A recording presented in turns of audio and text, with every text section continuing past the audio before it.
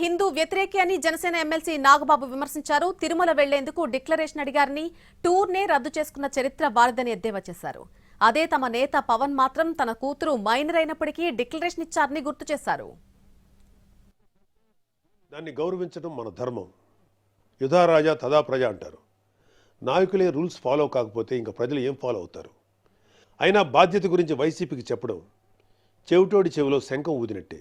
పవన్ కళ్యాణ్ గారు ఆయన కూతురు పొలినాని తిరుమల తీసుకువెళ్ళినప్పుడు ఆ అమ్మాయి మైనర్ అయినా కూడా ఒక గార్డియన్గా ఆ అమ్మాయి తరఫున డిక్లరేషన్ ఇచ్చారు. పవన్ కళ్యాణ్ గారి సతీమణి అన్నాగారు కూడా డిక్లరేషన్ ఇచ్చారు. ఇంత ఎందుకు, ఈ దేశ రాష్ట్రపతి అబ్దుల్ కలాం గారు కూడా తిరుమలలో డిక్లరేషన్ పంపిన సంతకం చేసి అక్కడి నుంచి సాంప్రదాయాన్ని గౌరవించారు. నువ్వు కలాం గారి కన్నా గొప్పోడివా? డిక్లరేషన్ ఇవ్వకుండా వెళ్ళటమే కాక మీ మంత్రి వచ్చి ఆడి అమ్మ మొగుడు కట్టాడా తిరుపతి గుడి అని అంటాడా?